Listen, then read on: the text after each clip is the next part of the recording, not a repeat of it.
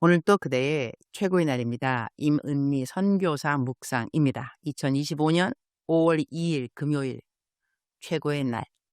형통함을 원한다면 이렇게 해보세요. 예레미야 22장.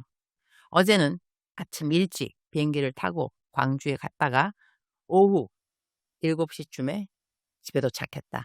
어떠한 도움을 받기 위해 일부러 광주까지 내려갔는데 돌아오는 길에 이런 생각이 들었다. 이 만남은 나를 위한 만남이라기보다는 하나님께서 그 사람을 너무나 사랑하셔서 그분에게 하나님의 말씀을 전해주라고 나를 보내신 것이 아닐까.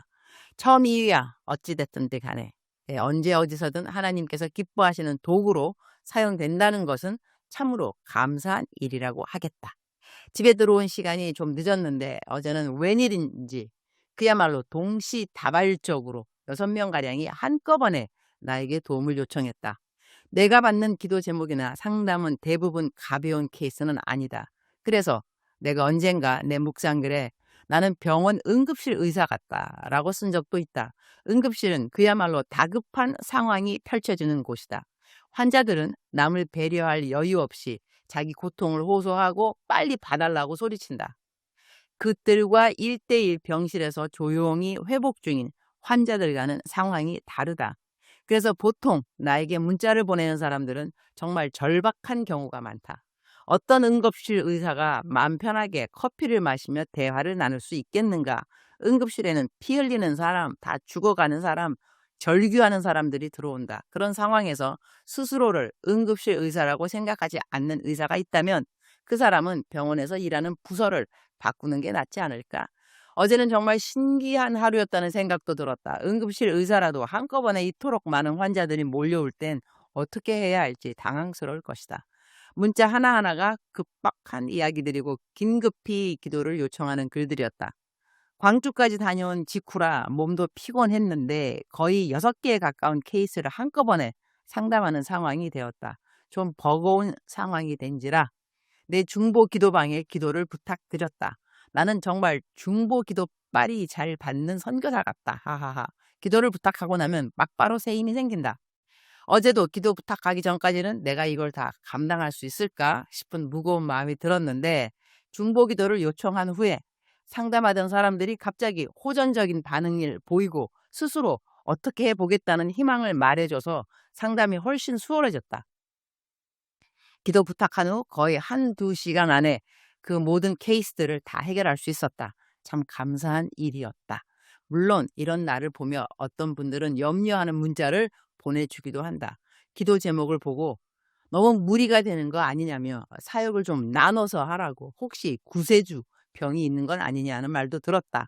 그런 말들이 나를 걱정해서 하는 말이라는 건 알지만 사실 내가 듣고 싶은 말은 그 시간에 기도하겠다. 얼마나 힘들겠느냐. 그래도 잘하고 있다는 말이다.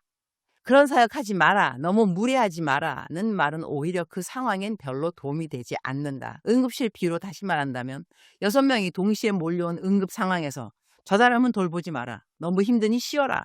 는 말은 실질적인 도움이 되지 않는다는 것이다. 그보다는 물을 가져다 준다든지 환자를 함께 돌봐준다든지 하는 실제적인 도움이 필요한 것이다. 어제는 정말 숨 돌릴 틈도 없이 6명을 카톡으로 돌아가며 상담했다. 그런 상황에서 그렇게 하지 말라는 말은 오히려 내 힘을 빠지게 만들었다. 나는 기도를 부탁했지 지시사항을 요청한 것이 아니었으니 말이다. 물론 염려하는 마음은 고맙지만, 그리고 때로는 훈수를 두는 사람이 실제 바둑을 두는 사람보다 많은 것을 보게 되는 것도 사실이지만 내 케이스는 내가 조금 더 필요하면 누군가는 새 소망을 갖게 되는 케이스들이기 때문에 나는 나를 위로하는 말들보다는 내가 하는 사역을 힘차게 잘 하라고, 기도를 더 많이 하겠다고 하는 사람들을 필요로 하는 사역자라고 생각한다. 사람마다 성향이 다른데 나는 위로보다는 격려와 기도를 더 필요로 하는 성향의 사역자라고 하겠다. 기도 부탁을 드린 후 하나님께서 지혜를 주셨고 상담받던 사람들도 금방 희망적인 자세로 바꿔주었다. 결국 6건 모두 잘 해결되었다. 너무나 감사한 일이다. 오늘은 사역이 3개가 있는데 어제 상담들이 너무 무거운 것들이었는지라 아침에 이 컨디션으로 사역을 나가긴 무리라는 생각이 들어 아침 9시에 예정된 사역은 다음 날짜로 양해를 구했다. 하나님께서 한 사람 한 사람을 말씀으로 살려내시는 것을 보는 건 여전히 내게 큰 기쁨이다. 내가 할 수 있는 일을 최선을 다해 감당할 수 있다는 건 역시 여전히 감사한 일이다. 내가 지금 하고 있는 일에 감사와 기쁨이 사라진다면 그때가 아마 내 사명이 다하는 날은 아닐까 생각한다. 갑자기 울컥해지네요. 하지만 지금은 아니다. 지금은 단지 몸이 조금 피곤할 뿐이다. 하하하.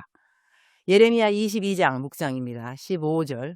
내가 백향목을 더 많이 썼기 때문에 내가 왕이 되는 것이냐? 내 아버지는 먹고 마시는 것으로 만족하고 정의와 의를 행하지 않았느냐? 그때 그는 모든 것이 잘됐다. 우리말 성경 버전이었습니다. 예레미야 22장 15절의 해석은 아래와 같다고 하겠다.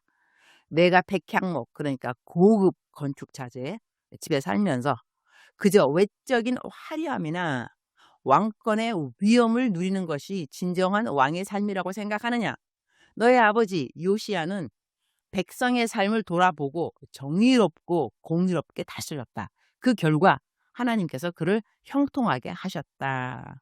이 구절에서 하나님은 여호와김 왕의 사치와 외적인 위엄을 꾸짖으시며 그의 아버지 요시야 왕의 본을 따르라고 말씀하신다. 요시야는 정의와 공의를 실천함으로 하나님께 복을 받았지만 여호야김은 그 본을 따르지 않고 탐욕과 불의를 행하였다는 점을 지적한 것이다. 우리 사람들은 삶의 순적함과 형통함을 모두 다 바라고 원한다고 하겠다. 그런데 성경은 우리에게 정확하게 말씀해 주신다. 그런 삶을 원한다면 이웃에게 정의와 공의를 행하라고 말이다. 주님, 오늘 또 최고의 날입니다. 무조건 하나님께 복을 내려달라고 기도를 할 것이 아니라 하나님께서 어떠한 사람에게 복을 주는가를 성경을 상고하면서 잘 깨닫기를 원합니다.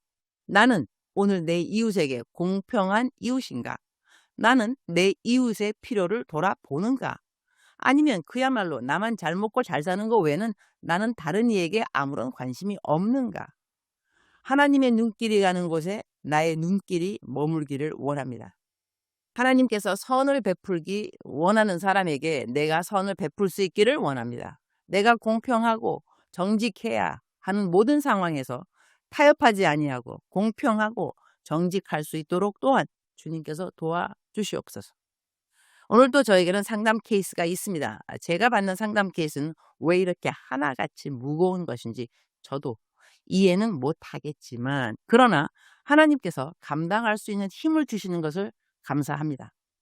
오늘 또 지혜롭게 잘 상담하도록 도와주시고 오늘 저녁에는 푸른나무 교회가 산상기도회를 한 달에 한 번씩 한다고 하는데 기도원에 올라가서 전도에 대한 설교를 하게 됩니다.